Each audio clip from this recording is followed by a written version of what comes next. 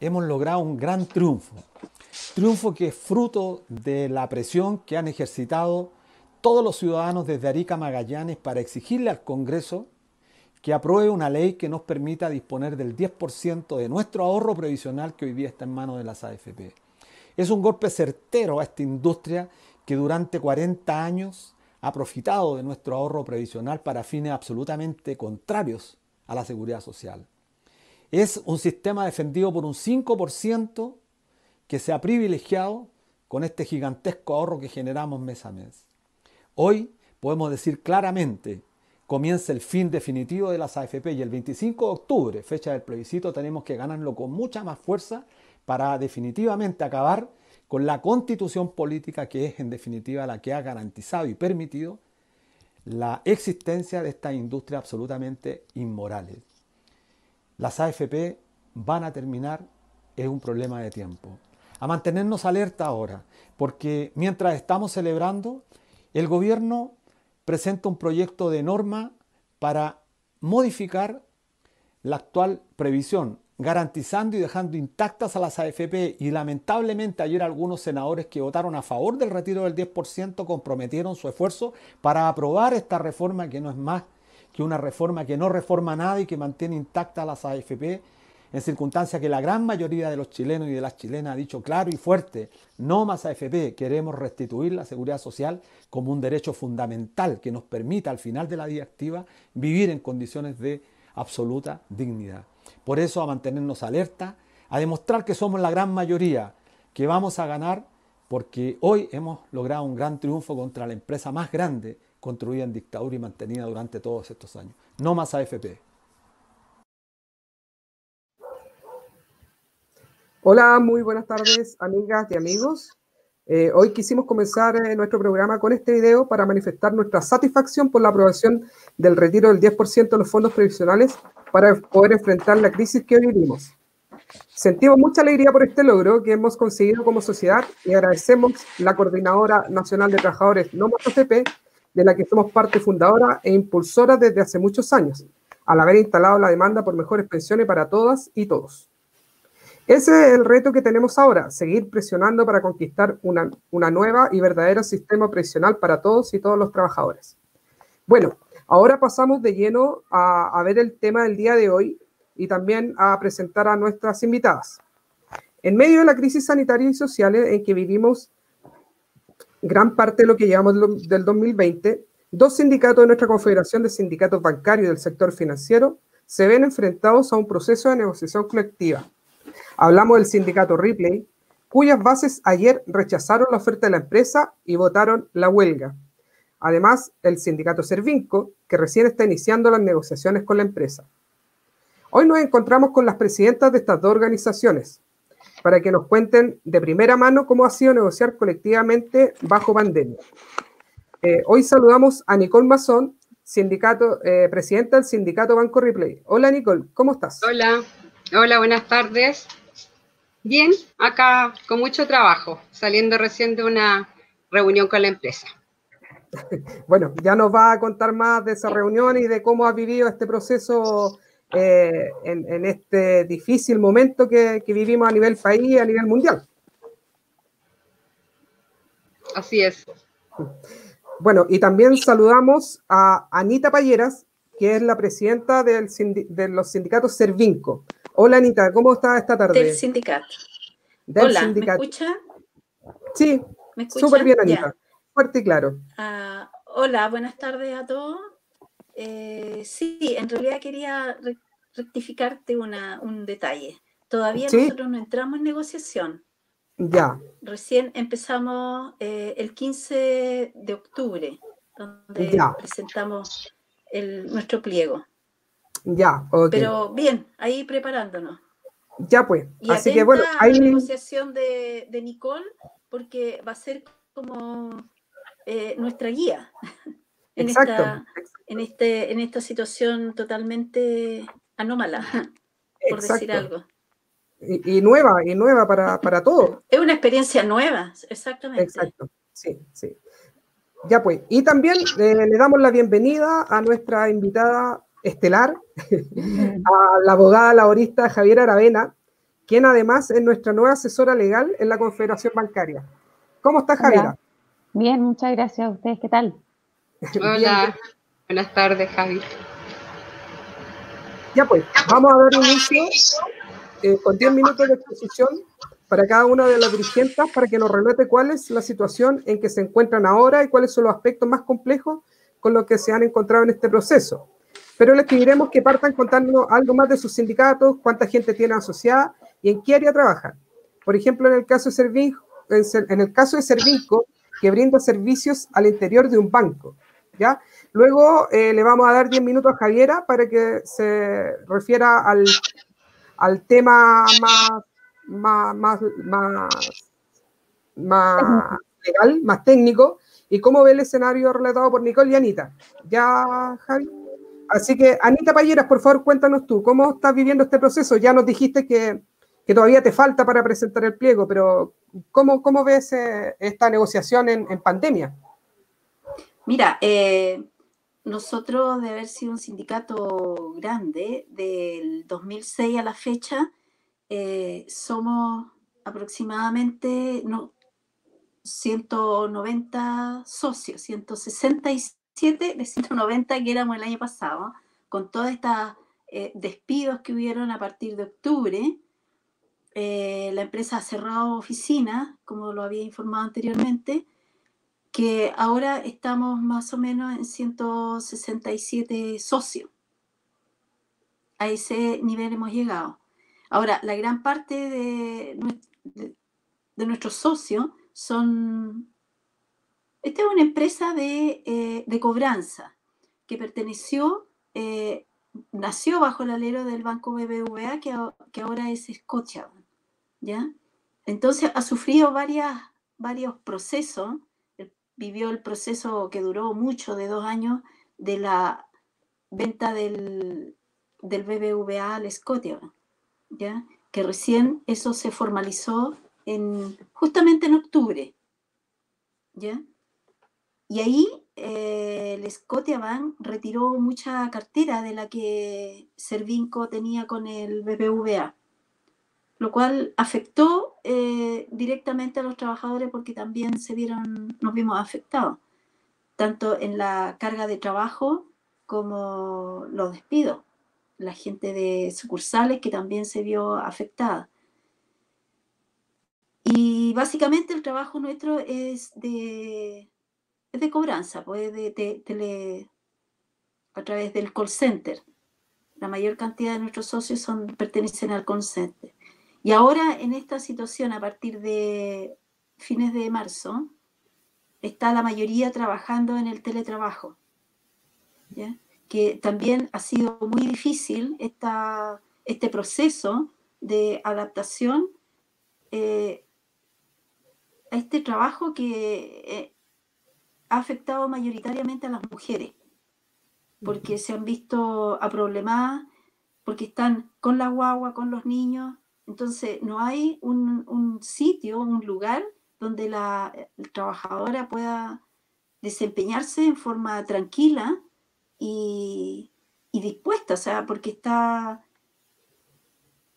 preocupada de los quehaceres de la casa, de atender al marido y del trabajo. Entonces es como una sobrecarga que muchas han pedido la suspensión laboral. Claro. Entonces se nos ha planteado un gran problema. Y ahora nosotros nos estamos preparando para la negociación que ya empezamos el 15 de septiembre. Tenemos que solicitar los informes para presentar nuestro proyecto el 15 de octubre. Ya. Y pensamos que va a ser una negociación complicada, porque nos va a tocar el reintegro a las oficinas, tal vez, de los trabajadores a la oficina, lo cual va a implicar un sistema que la empresa adecue a los trabajadores, y vamos a estar nosotros con el tema de la negociación. Entonces va a ser un poco complicado. Oye, el interés de la gente es, por lo que nosotros hemos captado, hemos preguntado y hemos hecho una reunión casi no pudimos concentrar a todos por distintos problemas, porque mucha gente comparte su computador con los hijos que tienen clase en la tarde o ellos están en la mañana, entonces no pudimos hacer una reunión como lo habíamos pensado. Pero el interés de los trabajadores es, bueno, no pidamos nada, pero conservemos el trabajo. O sea, a ese nivel está la gente en estos momentos.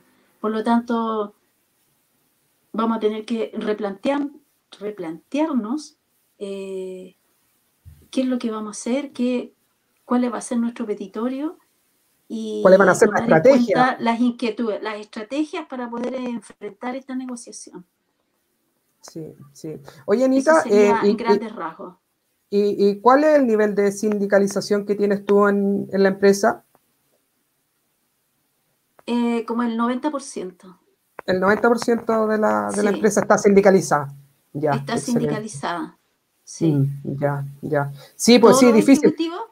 Todo el área ejecutiva, los que no están sindicalizados son los jefes, por los supervisores, Claro. los gerentes, la parte de administración, recursos humanos, que no son tantas personas, pero es como el 90% sindicalizado. Sí, entiendo. Bueno, yo creo que nadie había vivido una pandemia, entonces todo es nuevo para nosotros. Bueno, en el caso de Nicole, ella te va a poder ayudar bastante, Anita, porque ella está ya en el proceso de negociación. Va a ser nuestra guía. Exactamente. Nicole, si nos puedes contar cómo ha sido negociar en estos tiempos. Bueno, la verdad que producto de todo esto, el escenario que nosotros visualizamos se ha ido aclarando en el pasar del tiempo. Inicialmente nosotros como empresa, con el proceso o con la explosión del estallido social, la empresa se enfocó en despedir trabajadores, el cerrar oficinas, ¿cierto? Buscando claramente abaratar costos con los trabajadores.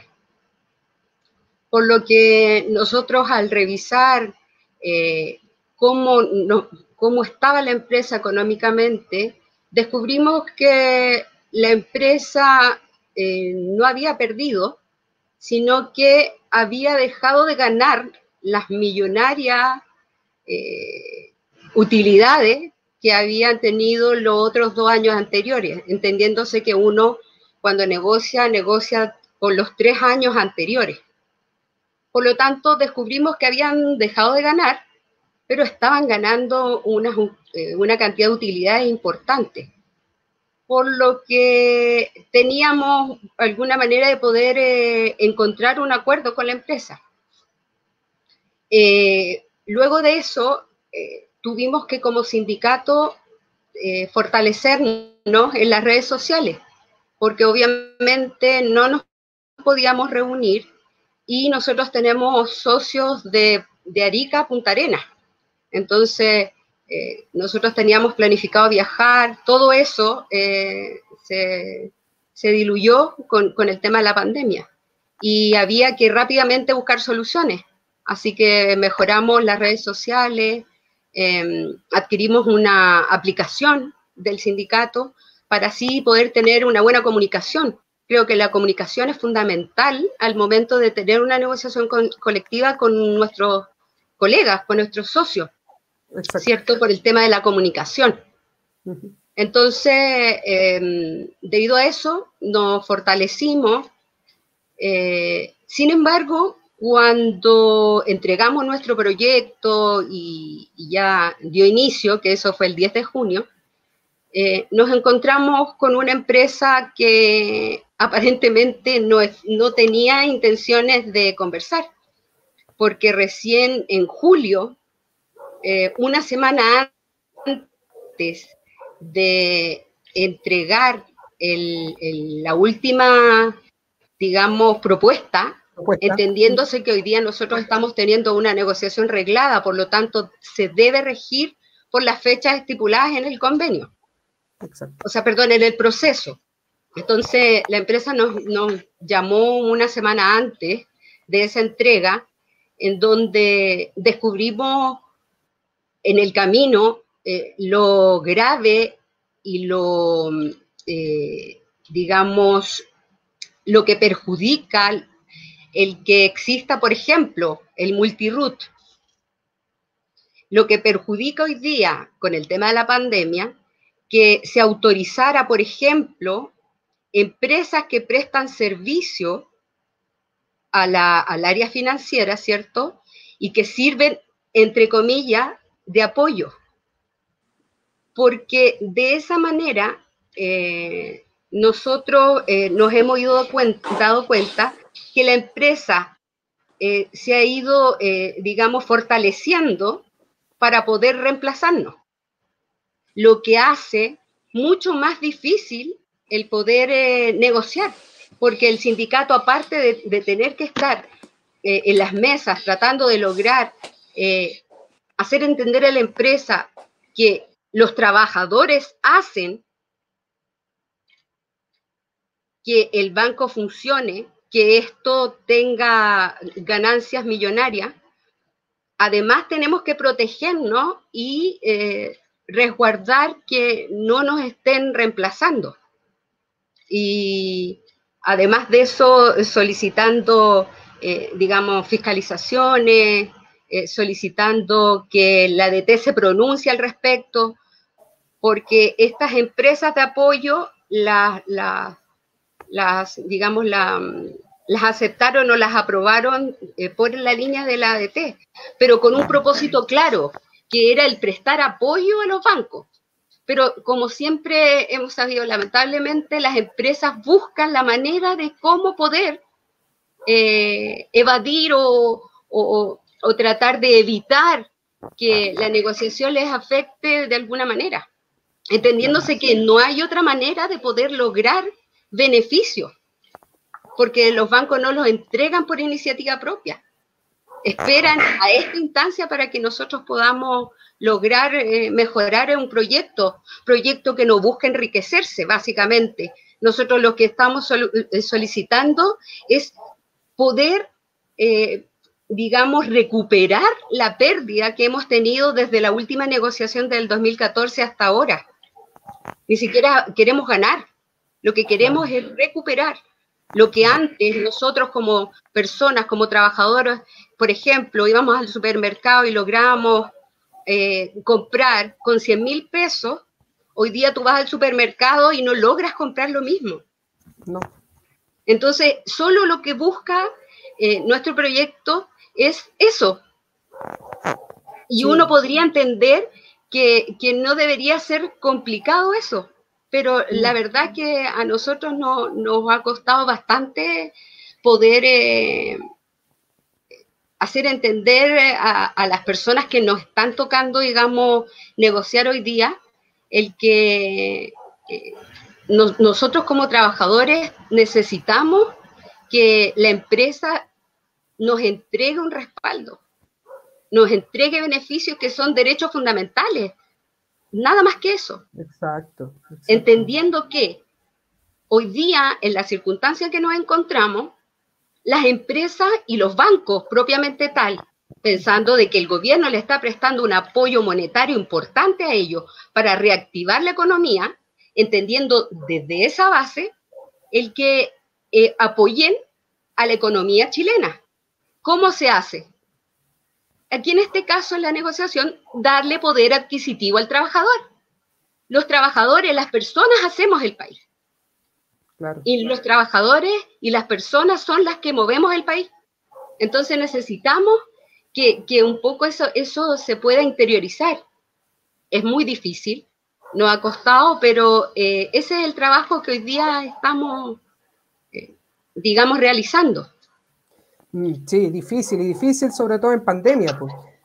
Claro, que nosotros vemos que los bancos abren las sucursales, los trabajadores tienen que transportarse, tienen que tomar micro, tienen que tomar metro, el nivel de contagio es súper alto, pero vemos que todo esto, que los gerentes están todos desde sus casas.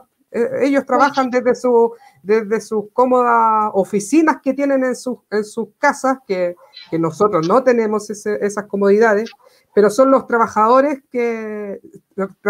sindicalizados. Somos los que estamos ahí en la primera línea, que se puede llamar. Entonces, eso es lo que ellos no entienden. Sí, entonces, ahí hay un punto súper relevante, Manuel. El punto de que hoy día se debería entender que nosotros, como trabajadores, hoy día somos servicios básicos, en la cual estamos entregando nuestra vida, un compromiso, arriesgando nuestras familias, y uno siente que eso debería tener una retribución más bien, el ver el compromiso de su gente, pero no se refleja al momento de poder conversar y solicitar. Por ejemplo, se puede entender que una empresa no quiera entregar beneficio de locomoción y colación, o querer tener trabajadores de primera y de segunda categoría.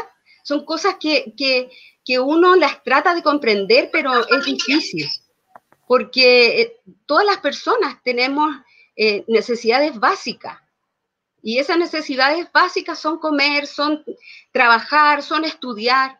Entonces son lógicas que es difícil de poder compartir, pensando en las circunstancias que nos encontramos. O sea, una empresa que no quiere entregarle a un trabajador locomoción y colación, ¿qué lo entiende? Exacto, Pensando que también tuvimos un estallido social anterior, producto de eso.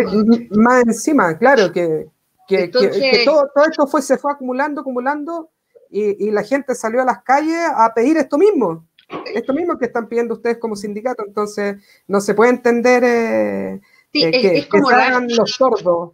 Y hay otro factor que me gustaría plantear, que creo que es súper relevante, que podría servir en este caso a las negociaciones, en este caso la Danita. Por ejemplo, el tema de los servicios básicos o servicios de urgencia.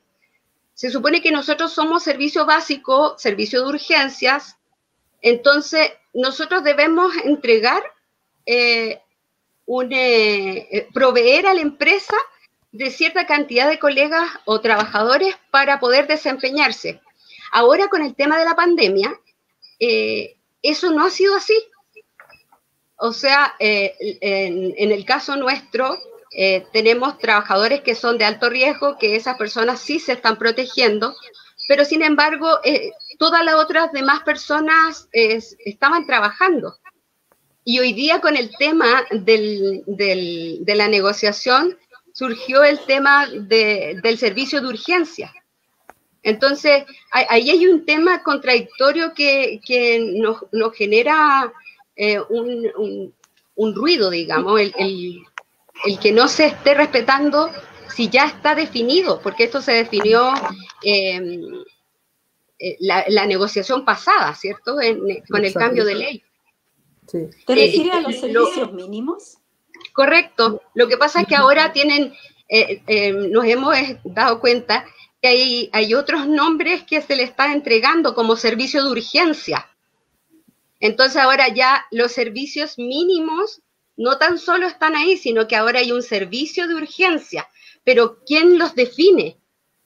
Un poco es lo que me gustaría que, aprovechando que está Javiera, que nos pudiera entregar. Sí, bueno, para eso trajimos a Javiera. Ella nos va a poder entregar más información. Tú nos puedes hablar un poco más de lo técnico, Javiera. Así que, por favor, adelante. Gracias. Bueno, no les di, en todo caso, gracias por la bienvenida, porque es mi primera presentación respecto a la Confederación como su abogada, así que no lo dije antes, lo digo ahora. Muchas gracias. Y respecto al tema de la negociación colectiva en general, pucha, es un tema muy grande, muy amplio. Obviamente esta no es la oportunidad para poder hablar de todas las implicancias que esto tiene para los trabajadores, pero recogiendo lo que decía Nicole, antes de ello quisiera decir que la crisis para los trabajadores ha sido un golpe súper fuerte, ¿ya? Y si se exacerban las dificultades, las desigualdades, los desequilibrios de poder, la arbitrariedad, la negociación colectiva no está exenta de eso, todo lo contrario. Y más aún cuando hablamos de negociación colectiva arreglada, ¿ya? Y en ese aspecto hay que señalarlo porque uno podría pensar, si estuviera en otro lugar, con sindicatos que tuvieran importancia, que la institucionalidad y la ley no confabularan en su contra para que no tuvieran ninguna incidencia ni ningún poder. Ya aquí el desequilibrio es total, entonces, de poder. Entonces uno podría pensar, bueno, entonces luchemos por, en este caso, que no se rebaje el beneficio o la asignación de movilización, por ejemplo, y dejémosla y mantengámosla para, en este caso, solventar los gastos a los que tiene que incurrir el trabajador o trabajadora que teletrabaja, ¿no? Ese tipo de cuestiones hoy son escasamente planteadas por los sindicatos, por lo que ustedes ya decían, ¿no? O sea, la posición acá de los sindicatos está siendo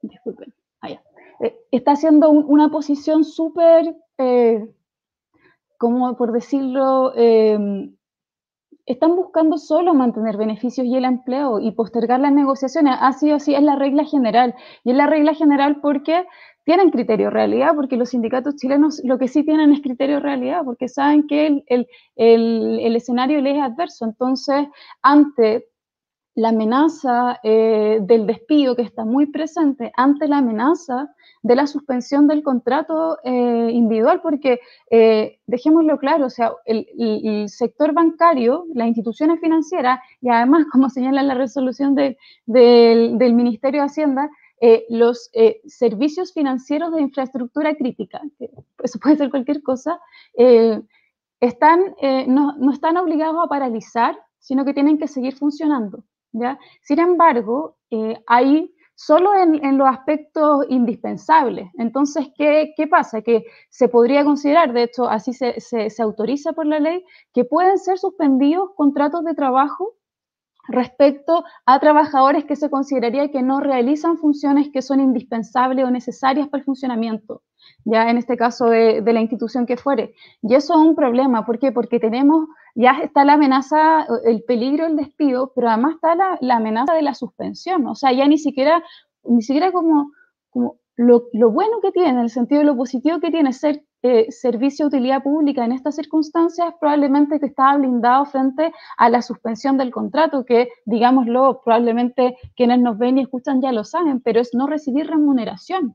O sea, eso es una regla general, es como la ley que permite la suspensión del contrato individual es básicamente una calificación de casos fortuitos fuerza mayor de manera general. ¿Ya? Eso es lo que con el tiempo yo he podido ver respecto a, porque autoriza la suspensión de una contraprestación. Entonces, en ese escenario también está el sector financiero. ¿Ya? Y en esas circunstancias, obviamente que los sindicatos buscan mantener beneficios, y en el caso del sindicato Ripley, claro que sí, o sea, también recuperar las pérdidas que han tenido, porque precisamente las últimas negociaciones han ido a la baja como regla general. ¿Ya? Entonces, esta problemática está acentuada por el COVID. Y respecto a cómo se está negociando hoy día, bueno, han disminuido de manera considerable las negociaciones colectivas. Lo que se está haciendo es que aumentó la negociación no reglada a través del 314. ¿Por qué? Porque se permite en este caso pactar un convenio y no hay mínimo de tiempo de vigencia, solo está el tope. Entonces, perfectamente, si no están las condiciones hoy para negociar colectivamente, entre sindicato y empresa, por ejemplo, establecen que lo que suscriban va a ser, no sé, durante un año. Lo mismo con la prórroga de contratos colectivos de común acuerdo, ya que es básicamente que se extiende su vigencia y que este es un trámite que se puede hacer muy fácilmente. ¿Ya? Y la otra alternativa, que es la alternativa en la que va a estar Ana con Servinco y la que ya está Nicole con Banco Ripley es la negociación colectiva arreglada, que es probablemente la más problemática. Yo podría decir muchas cosas respecto a la negociación colectiva arreglada en estos momentos, pero creo que no es necesario, quizás lo podemos desarrollar más adelante, pero sí es importante el tema del reemplazo en la huelga, que era lo que conversamos con Nicole fuera del programa, y me decía que es una cuestión que hay que poner mucha atención, porque como sabemos los servicios mínimos se fijan como regla general en el sector bancario, ¿ya? Aun cuando hay muchos argumentos para sostener que no se debieran proveer servicios mínimos por los trabajadores en huelga, en el sector financiero, bueno, se ha entendido que sí, ¿ya? Y este criterio es de la Dirección del Trabajo. Ahora, ¿cuál es el conflicto o la pelea, la discusión? Está entre cuántos equipos de emergencia hay que proveer, cuáles son los servicios que se van a considerar como mínimos. Y bueno, sin perjuicio que nos pueden estar escuchando y puedan saber lo que significa, los servicios mínimos son una limitación al derecho de huelga. Nosotros tenemos que ubicarnos acá en un ambiente de derecho fundamental y de respeto a ellos, y es lo que también establece el Código del Trabajo, ¿ya? En la negociación colectiva y en el periodo de huelga se la puede limitar la huelga, sí, pero no se puede afectar su esencia. ¿Y cuál es la esencia de la huelga? No, la esencia de la huelga es la afectación, es la paralización, es la interrupción del proceso productivo, ¿ya? Y eso, que siempre va a ser visto negativo por parte de la empresa, se tiene que entender como un derecho, o sea, está protegido. ¿Ya? Ese espacio de ruptura del servicio en condiciones de normalidad está autorizado por la huelga y tiene una protección máxima, ya no solo constitucional, sino que también a nivel de obligaciones que ha adquirido el Estado chileno a través de los convenios de OIT y los tratados internacionales de derechos humanos, ¿ya? Y en ese contexto tenemos que ubicarnos. La negociación colectiva es un derecho y la huelga, por cierto, también lo es. Y acá están los servicios mínimos. ¿Y qué es lo que está ocurriendo en estos momentos? Que era el encuentro que hablaba Nicole y que me parece que es muy, muy importante tenerlo presente. Y es que, claro, acá están confluyendo muchos servicios que se consideran mínimos o de utilidad pública, porque por un lado están las resoluciones ministeriales de Hacienda que establecían cuáles son los servicios que no pueden paralizar, ¿ya? Es decir, los exceptuados del efecto del acto de autoridad de decretar cuarentena, ¿ya? Y aquí están obviamente el sector financiero, como hablábamos, y lo que les quiero leer respecto a esto, que me parece muy, muy importante, es que, claro, acá hay una habilitación a la empresa, en este caso a los bancos, de determinar qué es para ellos un servicio de funcionamiento necesario e indispensable, ¿ya? Entonces está, por un lado, esto que considera la empresa que tiene que ser un servicio necesario e indispensable y que tiene que asegurar su provisión, es decir, entregar el servicio, y por otro lado se va a estar dando esta situación, que es que además existen negociaciones colectivas que están llegando a la etapa, en este caso, de votación de la huelga. Paréntesis sobre esto, le sugiero a los sindicatos que acercándose a esa situación de que están corriendo los plazos y tienen que llegar a la votación de la huelga, bueno, traten de recurrir a la autorización de voto electrónico, porque de otra manera se van a paralizar y suspender,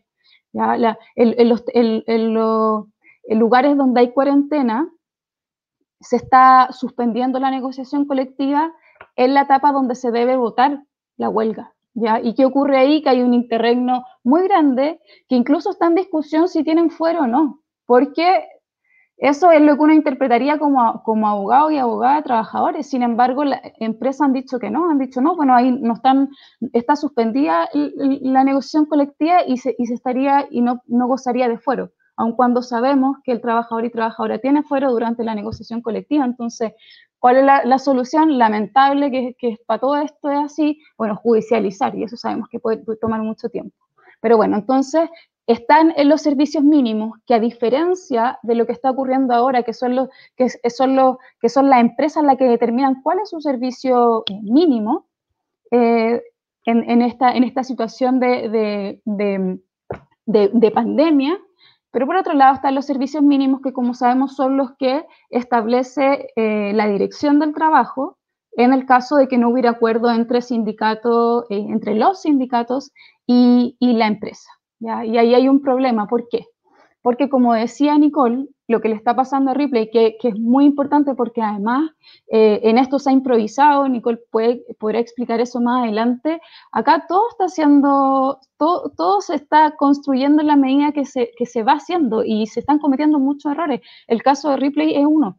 Porque ¿qué se está permitiendo en los hechos? Que que el empleador se blinde de la huelga a través de la integración al proceso de servicio, al proceso productivo de trabajadores que son externos, pero que llegada la hora de un eventual ejercicio de la huelga van a funcionar como reemplazo. ¿Por qué? Porque los trabajadores en huelga, en este caso, van a poder ser fácilmente reemplazados.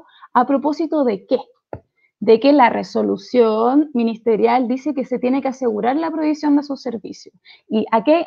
Y se deja el criterio a quién. Solo la empresa, porque ya lo hemos visto y lo han dicho, eso lo dijo el ministro de Economía una vez. Bueno, no hay cómo fiscalizar cuáles servicios son en este caso de utilidad pública. En general se hablaba de servicios estratégicos, neurálgicos o esenciales, que es un muy mal término, pero bueno, eso respecto a este encuentro, yo la solución que tengo es, o sea, lo que puedo sugerir es, en este caso, tener en consideración que en la negociación colectiva lo que prima son los servicios mínimos que se han establecido por la Dirección del Trabajo. Yo sugeriría que los sindicatos también exploren la posibilidad de volver a solicitar la recalificación de servicios mínimos por causas sobrevinientes, como este es el caso, porque sabemos que los servicios mínimos están fijados para condiciones de trabajo presencial, que no es el caso. Entonces, ahí hay que ir buscando las alternativas que establece el ordenamiento. Sabemos que es un territorio hostil para el sindicato y para la negociación colectiva, sin embargo, hay que interpretarlo de la mejor manera posible y en pro del respeto de los derechos fundamentales, y en este caso la negociación, y ahí hay que obviamente optar por defender los servicios mínimos que se han establecido y la prohibición de reemplazo. En la negociación colectiva regular está prohibido el reemplazo.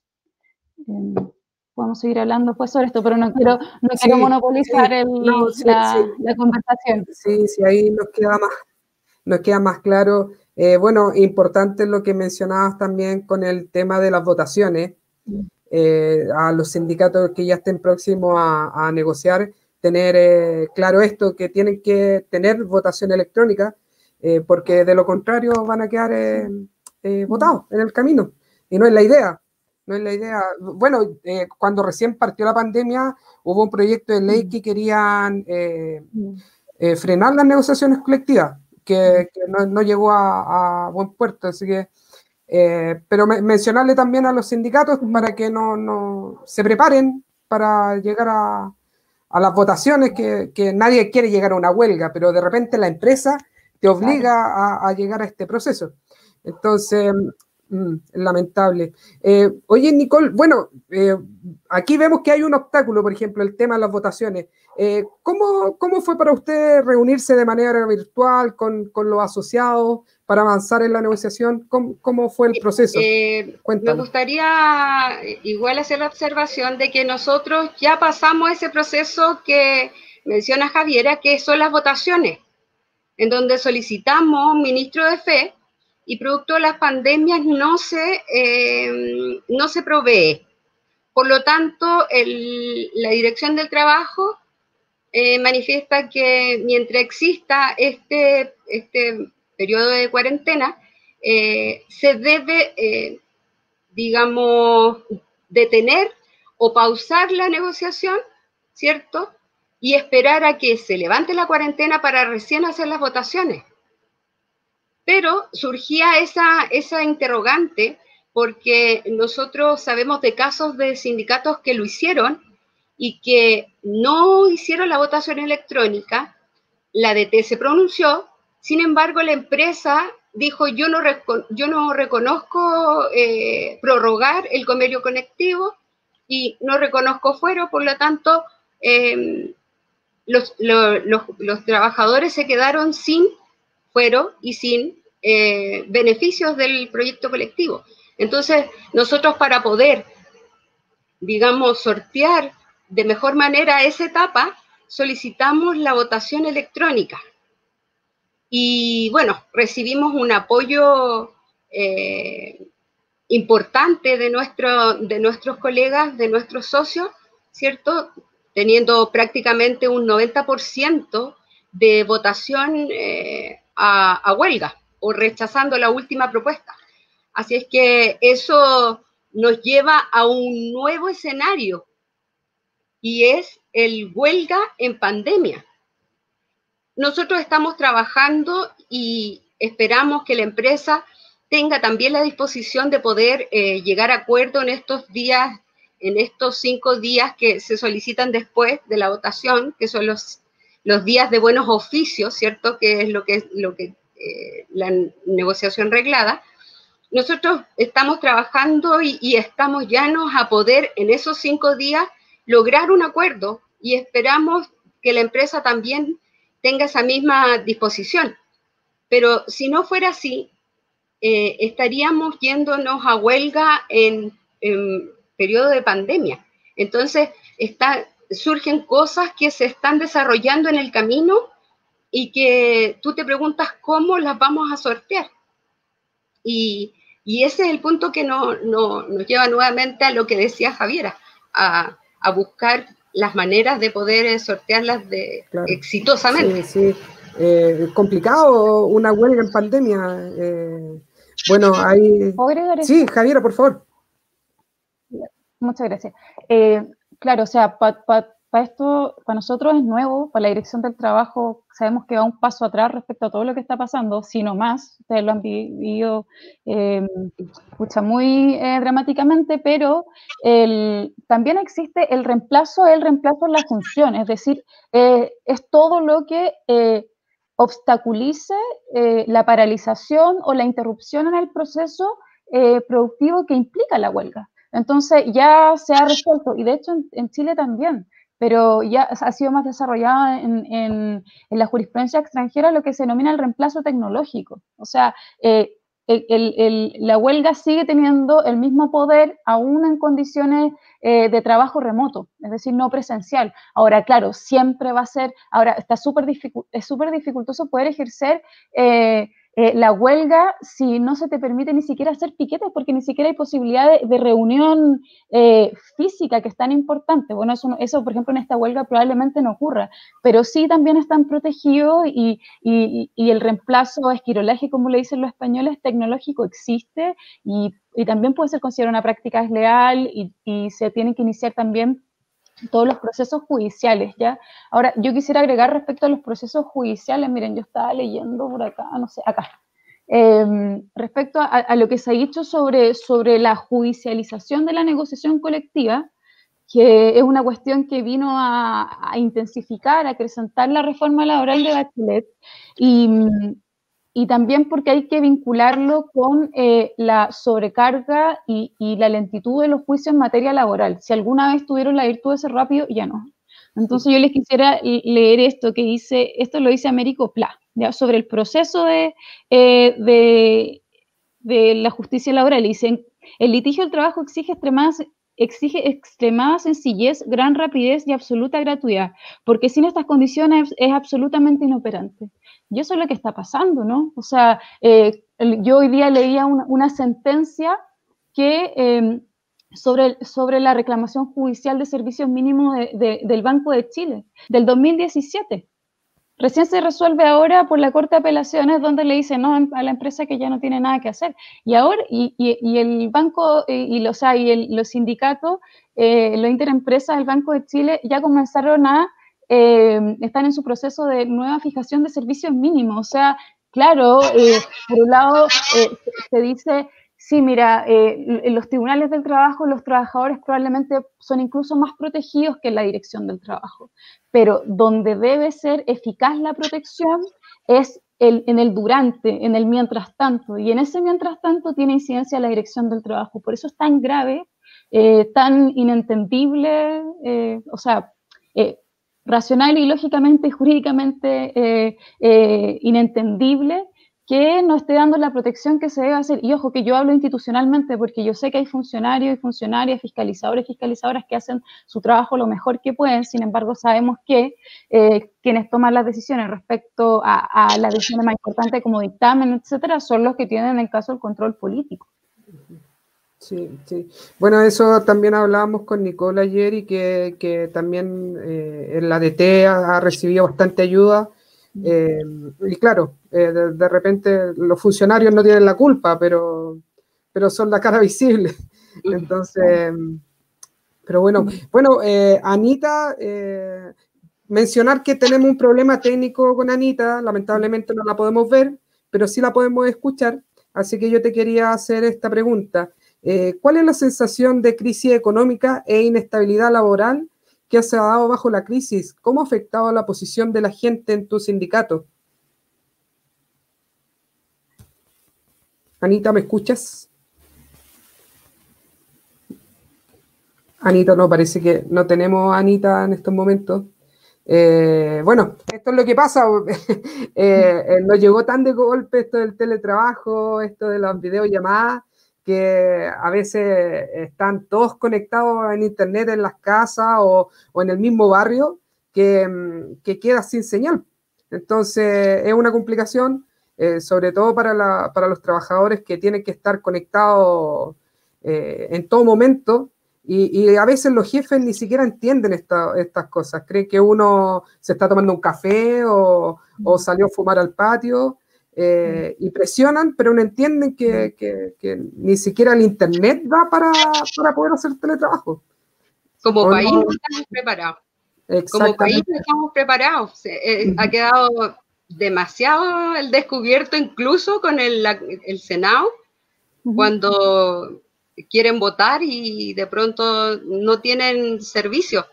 Claro. El internet hoy día es un punto débil para este proceso o este periodo que estamos teniendo de pandemia, que también se suma al estrés de los trabajadores.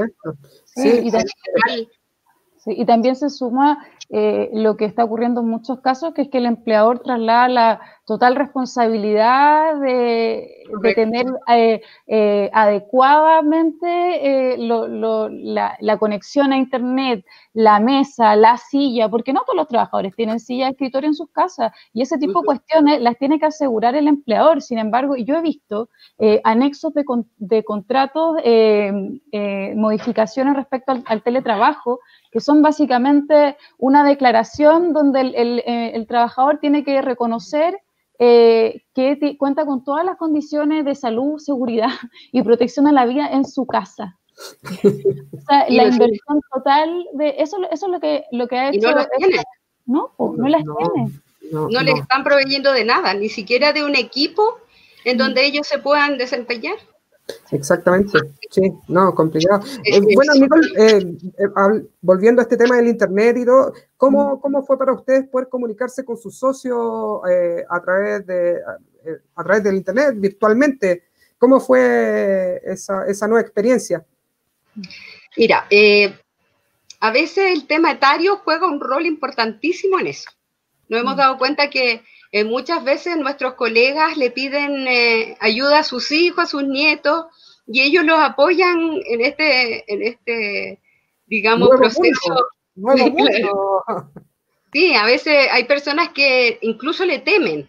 Entonces, pero la verdad que fue bastante positivo porque tú tienes la posibilidad de poder reunirte, digamos, con mayor facilidad, sin dejar fuera que muchas personas les afecta el tema, por ejemplo, de los servicios, que no todos podemos tener internet en la casa y de pronto tenemos un plan de teléfono que el internet no es el idóneo para poder... entonces ahí surgen un montón de interrogantes que muchas veces los trabajadores tienen que suplir cuando la empresa debería ser la que las provee. Pero yo como trabajador no quiero ser conflictivo, no quiero perder mi trabajo, entonces yo las asumo. Pero eso a la larga va a caer por su propio peso, porque a la larga eso no se va a sustentar. No se va a sustentar. Es lo que nosotros vemos. Nosotros también tenemos hoy día colegas con teletrabajo, en donde están viviendo, por ejemplo, las cosas que yo le comenté, el que no les han entregado, no le proveyeron de ninguna de las cosas que hoy día en el anexo dice, y que han estado, entonces ahí es difícil, porque uno como dirigente le puede decir, colega, no firme, pero también está ahí el miedo de ellos de perder su trabajo. Exacto. Y ahí está el sistema perverso nuevamente. Exacto. Entonces, sí, no entregan la herramienta, no, ellos quieren solo productividad. Hoy puedo hacer un comentario respecto a lo que decía Pame, que claro, cómo esto afecta a las mujeres. El otro día leía un pequeños informes que hace Movit, en este caso es un resultado de una investigación de la Universidad de Chile en colaboración con otras casas de estudio respecto a la situación del COVID. Entonces se le entrega a la mesa social para que lo tenga presente y precisamente hablaban sobre la situación de las mujeres, porque primero Chile es un país pobre, eso aun cuando no lo quiera reconocer todo el mundo lo es, y es particularmente feminizada la pobreza. Entonces, ¿quiénes tienen los trabajos peor remunerados, más precarios y donde hay más tasas de desempleo en esta última época? Es el caso de las mujeres. Entonces, bueno, además, paréntesis, la crisis también ha hecho realidad que los trabajadores que realizan labores menos valoradas socialmente, como son los trabajadores recolectores de basura, los guardias de seguridad, cajeras de supermercado, etcétera, son los que son servicios básicamente muy importantes para que funcione hoy las necesidades, para que se satisfagan las necesidades más básicas. Entonces, eso que además es trabajo en general, por ejemplo, de las cajeras, todo esto, que la mayoría son mujeres y así, ha tenido un efecto súper potente en las mujeres, porque claro, además de que en general son las mujeres las que realizan labores de cuidado, son las que se han visto más afectadas en su salud mental.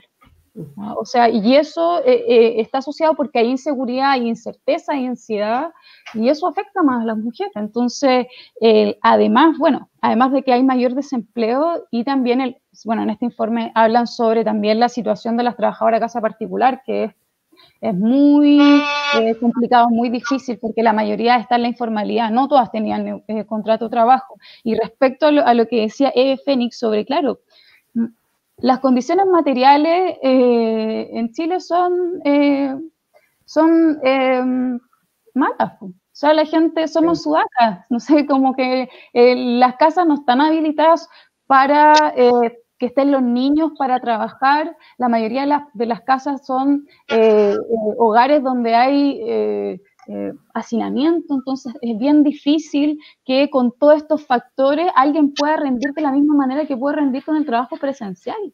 Y todo esto en condiciones de encierro, entonces ahí yo creo que los sindicatos tienen una labor súper importante, que es poner en su lugar, en este caso, las exigencias de la empresa, porque la situación no pueden exigirse los mismos estándares e indicadores cuando las condiciones son totalmente adversas para trabajar. Ya, bueno, y el tema de la salud y la protección y todo eso que se va a venir ahora a propósito de este plan paso a paso de transición, que también va a ser tema, sobre todo porque las empresas se tienen que respetar ciertas condiciones de higiene y seguridad sanitaria que probablemente no den abasto. No, claramente, o sea, es cosa de ver el tema del transporte. Por ejemplo, en plena cuarentena, el metro a las 8 de la mañana, a las 6 de la tarde repleto, las micros también, entonces, y en cuarentena, o sea, ¿qué va a pasar ahora con este plan paso a paso?